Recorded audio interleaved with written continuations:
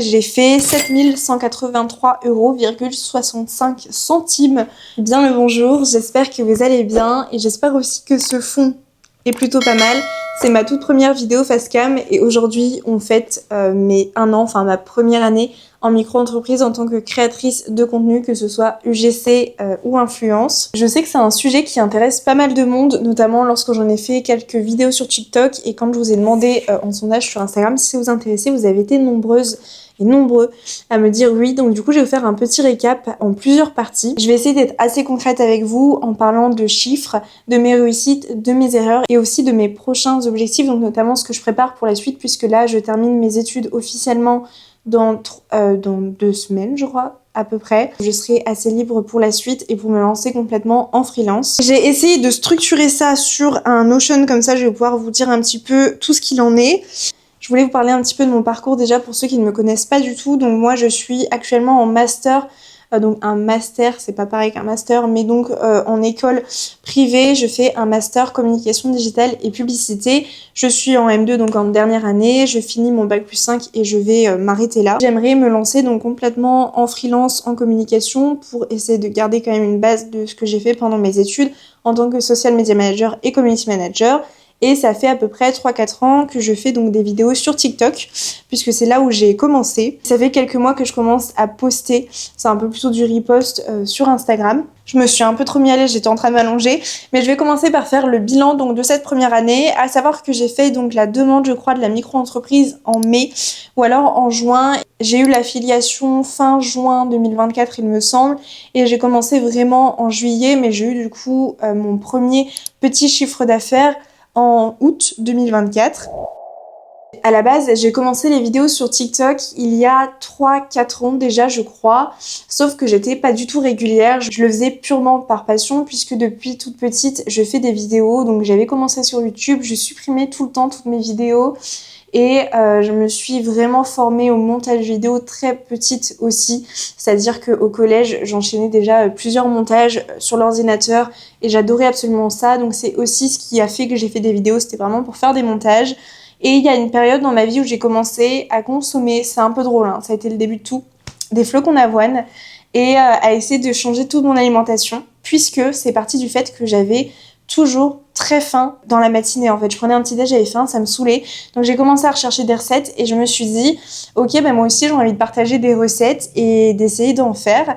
Et je me suis lancée comme ça sur TikTok à partager donc de l'alimentation. Au début, ça a mis longtemps à prendre et à avoir ma première vidéo qui a fonctionné. Je crois que la première vidéo qui a percé où j'avais fait genre 200 000 vues, c'était une vidéo où je donnais 5 restaurants, 5 endroits où manger à Rome et où j'avais commencé à faire des what I eat à Rome puisque j'étais partie je crois juste 3 jours. Et quand j'ai vu que la première vidéo commençait un petit peu à bien marcher, ça m'a trop motivée, donc je me suis mise à faire plusieurs vidéos. Le problème c'est que je n'ai jamais été régulière. Je pouvais poster 3 vidéos et d'un coup ne plus poster pendant 6 mois, donc ça a été un peu compliqué. Et c'est en mars 2024 que je me suis dit mais Elisa, il faut vraiment que tu essaies de te remettre dedans. Et en plus, je voyais beaucoup de gens gagner quelques petits euros sur TikTok puisqu'il y avait la rémunération donc des créateurs. Je me suis dit, mais en fait, j'en ai jamais profité, j'ai jamais activé le truc. C'est-à-dire que je faisais des vidéos, ça faisait déjà un moment qu'il y avait la rémunération, mais j'avais même pas activé le fonds pour les créateurs.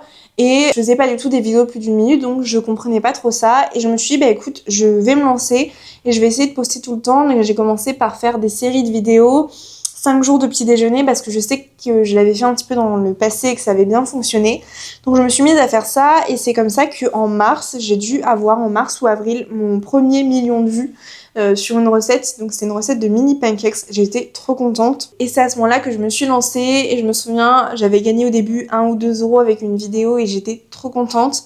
Et du coup, je me suis dit que j'allais continuer. À la base, je déclarais pas ce que je gagnais, les petits 10-20 euros les premiers mois puisque je savais pas forcément qu'il fallait le faire. Et puis à un moment, j'ai Prozis qui m'a recontacté après. On ait fait donc une première collaboration il y a 2 ans pour faire une collaboration avec un code promo où je recevrais donc de l'argent via les commandes en affiliation. Donc soit via les clics sur les liens ou les commandes avec mon code promo. Et la marque m'avait bien dit que si je voulais recevoir les commissions à chaque fois de mes commandes, sachant qu'à la base, je ne savais même pas si j'allais avoir des commandes, il fallait que j'ai un numéro de tiré, donc une micro-entreprise. J'ai donc enchaîné sur toutes les démarches et ensuite les choses ont été assez vite et j'ai pu donc créer l'entreprise. J'ai trouvé que c'était assez simple jusqu'à ce que je me rende compte il y a quelques semaines qu'en fait j'avais mal renseigné certaines informations.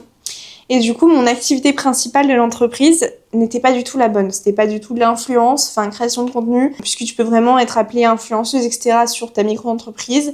Donc j'ai rechangé ça il y a pas longtemps et j'ai remis activité principale community manager et ensuite influenceuse, puisque c'est normalement en fonction de là où tu auras le plus de chiffre d'affaires. Donc voilà comment ça s'est passé et il y a eu pas mal de changements en fait dans l'année. Je vais vous parler un petit peu donc de ces réussites et de ces erreurs et ensuite on passera sur le chiffre d'affaires mois par mois.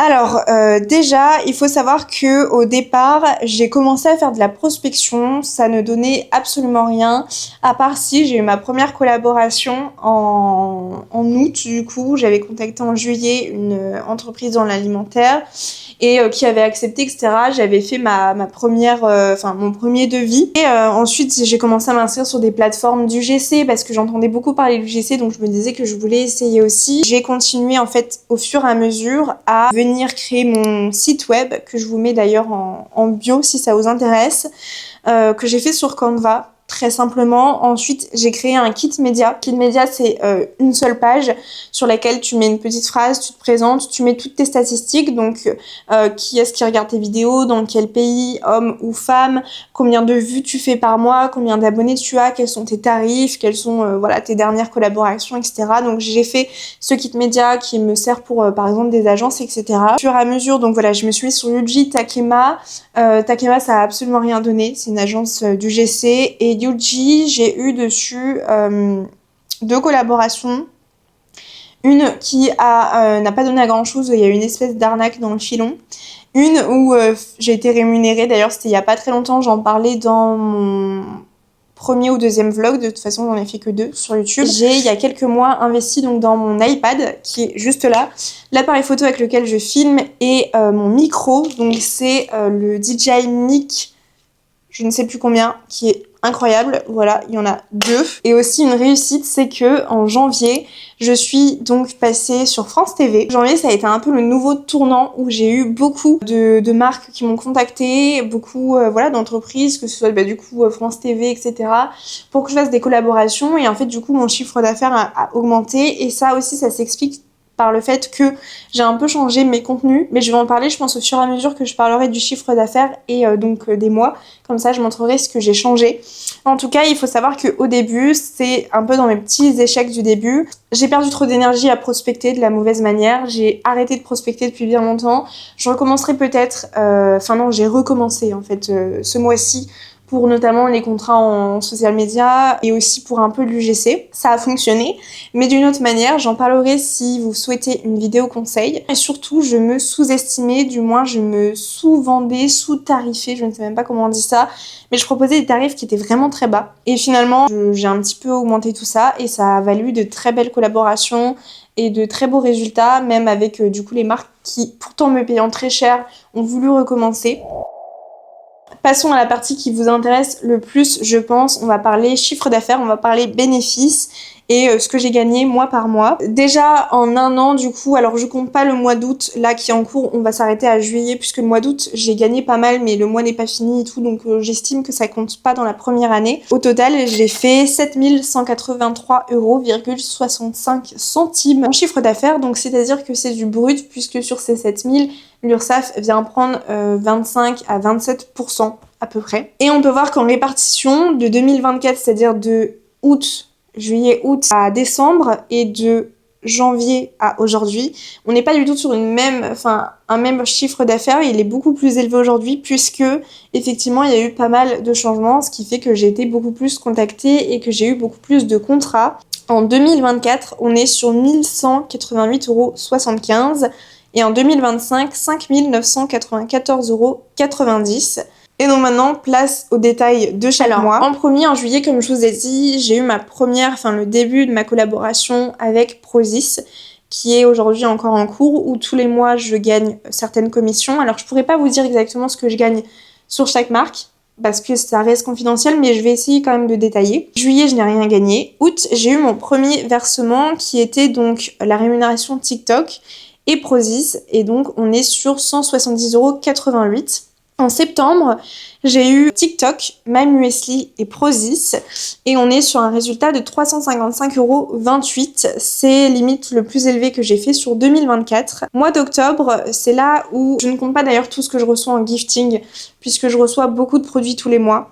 Et c'est notamment au mois d'octobre, il me semble, que j'ai reçu mon matelas, qui est un matelas qui coûte, je sais pas, mais 800 €. Mon matelas avait genre 10 ans, il fallait absolument que je le change. Et donc, du coup, j'ai eu, grâce à Skippers, c'est une application sur laquelle vous avez pas mal de collaborations, une collaboration pour un matelas. Et en plus, j'ai eu ma première collaboration avec HelloFresh. J'ai fait donc avec eux 2 fois de l'UGC, qui a été mis uniquement donc en ads. D'ailleurs, pas mal de gens sont tombés sur cette vidéo. L'avantage de ça, qui est très important aussi, c'est que je n'ai pas eu besoin de faire mes courses pendant pas mal de semaines, puisque je recevais, en fait, je crois que ça a été pendant 2-3 semaines où j'ai pas eu besoin de faire mes courses, je recevais tous les repas à la maison et je pense que c'est pas négligeable. Octobre, par contre, j'ai pas du tout touché beaucoup. J'ai touché que 89,15 € et c'est seulement en janvier, il y a eu un petit décalage que j'ai reçu le paiement de HelloFresh. Comme quoi, des fois, ça met du temps. Mois de novembre, je sais que j'avais gagné pas mal sur TikTok. J'avais fait une vidéo en octobre sur moi qui faisais le ménage. Voilà, et c'est à ce moment-là que j'ai commencé à faire un peu d'autres contenus. Je me suis dit, l'alimentation c'est bien, mais j'ai envie aussi de faire du lifestyle, de faire des choses qui me font aussi kiffer. Et donc du coup, j'ai fait une vidéo où je faisais le ménage. Je ne m'attendais jamais à ce qu'elle fonctionne autant. Et donc voilà, en une journée, elle a fait plus de 100 000 vues. Et en fait, j'avais gagné, je sais pas, plus de 100 balles avec cette vidéo. J'ai touché 390,65 €. Enfin, non, j'ai fait comme chiffre d'affaires. Oubliez pas qu'on tire 25%. Aujourd'hui, 27. J'ai l'impression qu'il y a eu un petit changement. Je crois qu'au début, c'était 25,5 et maintenant, c'est 27%. Décembre 2024, j'ai donc reçu 182,79 € et on finit comme ça l'année 2024. Sur 2025, on est arrivé directement en janvier sur mon plus gros chiffre d'affaires de tous les mois. De tous les mois 2025, j'espère que je parle français, où là j'ai eu pas mal de paiements puisque j'ai eu donc l'UGC d'HelloFresh qui est tombé en janvier. Pour le coup c'est pas ouf parce qu'ils ont vraiment payé en retard. J'ai eu donc les vues TikTok, Prozis, une collab que j'avais eue pour une entreprise américaine, une collab avec Biril et une collab avec Joe, c'est celle qui m'a le plus rapporté. Ils m'ont payé je crois en 2 jours, enfin vraiment c'était de la folie, c'est une agence qui m'a contactée, en général c'est des agences. Pour que je collabore avec Joe, j'ai mis pas mal de temps à faire les vidéos, enfin j'essaie de faire un bon montage, etc. C'est des vidéos qui étaient sponsorisées, je crois qu'il y en a une qui a fait genre 30 millions sur mon TikTok, qui était revue et revue un peu partout. Et ils m'ont recontacté, je crois, le mois d'après, ou enfin une semaine après, pour que je fasse une autre collab qui a été donc payée sûrement, le mois d'après, où j'avais même proposé 100 € en plus, où je me suis dit, allez hop, osef. Donc là, j'ai touché en janvier 1478,50 €. En février, qu'est-ce qu'on a eu? J'ai touché donc 825,08 €. Je sais pas pourquoi, je m'étais pas envoyé, je crois que c'est peut-être à ce moment-là. Non, c'est pas à ce moment-là. Bref, je m'étais pas envoyé l'argent de TikTok, donc j'avais eu 0 € TikTok, 0 € UGC. Mais j'ai eu donc Joe et Prozis. Au mois de mars, on a eu la collab. Alors oui, en janvier, j'ai eu une collaboration avec Activia pour de l'UGC aussi, pour faire 3 vidéos. Ça, j'étais trop contente parce que je vous dis, en janvier, je suis arrivée. Il y a Joe qui m'a contacté, il y a France TV, il y a Activia. Enfin, en fait, tout est arrivé d'un coup. Je me suis dit, mais waouh, enfin, je suis qui pour que d'un coup, on voit mes vidéos et qu'on me contacte finalement. Mais je crois que déjà, chose que j'avais pas faite les mois précédents, c'est que j'avais pas forcément mis mon adresse mail en bio de TikTok. Et à partir du moment où tu mets ton adresse mail, t'es contacté beaucoup plus facilement. Petite pause sur ce que j'ai changé. Alors, franchement, je referai plus de détails si je fais une vidéo conseil. Mais ce que j'ai changé, après, c'est pas forcément conseil, mais c'est ce que moi j'ai remarqué du fait qu'on m'ait beaucoup plus contacté. Même si parfois il y a des mois où je fais moins de vues, etc., où on est dans des phases où ça fait un petit peu ça. Surtout quand tu essayes de faire d'autres contenus et que tu restes pas dans ta niche, et ben en fait la plateforme elle est en mode qu'est-ce qu'elle me fait. En fait, j'ai commencé à faire, déjà j'ai déménagé, enfin j'ai emménagé. Ce qui fait que les mois qui ont suivi, j'ai voulu faire un peu des contenus différents. Et dès le début d'année, enfin entre fin et début d'année, j'ai commencé à faire plus de contenu lifestyle, à faire des vlogs, à faire des contenus un peu différents. Et en fait, ça a fait que je pense, hein, on m'a contacté pour faire plus de vidéos parce que je montrais aussi que j'avais une autre expertise, que je pense que ça joue, mais que je savais faire du montage. Donc en mars, vu que j'ai eu le paiement d'Activia, Prozis et des vues TikTok, où là j'avais touché, je crois que c'est le max que j'ai fait, parce que franchement j'ai jamais touché beaucoup, jamais été intelligente pour toucher beaucoup avec TikTok, mais là j'avais touché 314,97 €, ce qui était plutôt bien. Et au total, on est sur 967,75 €. Mois d'avril, j'ai fait de l'UGC, j'ai vu TikTok, Prozis, c'est le max que j'avais touché, on est sur 200 €. Dreft, qui est du coup une marque qui est plutôt sur des produits lessives, des produits ménagers, et là c'était pour un cheap sheet pour faire la vaisselle. J'ai eu ma première collab, ensuite ils m'ont recontacté, ce qui prouvait quand même que je faisais du bon travail. J'ai eu une collab sur une musique remix d'Aznavour où je devais poster un TikTok. Et on est sur un bon chiffre d'affaires de 1 208,33 €. Mois de mai, 468,86 €. Prozis, j'ai eu Amosids, puisque je suis aussi en collaboration depuis longtemps avec Cure et Amosids, où je reçois des commissions, sauf que vu que je suis bête, enfin pas bête, mais j'ai jamais demandé les commissions avant.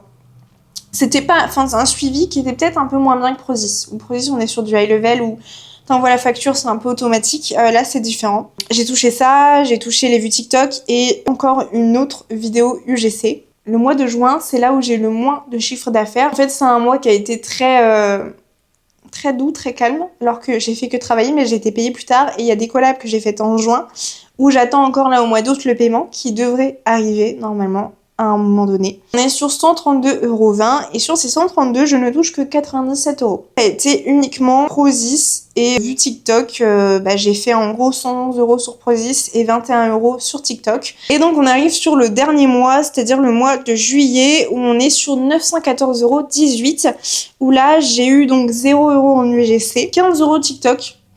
Pas ouf. Le mois d'août, c'est un peu mieux, mais bon, voilà.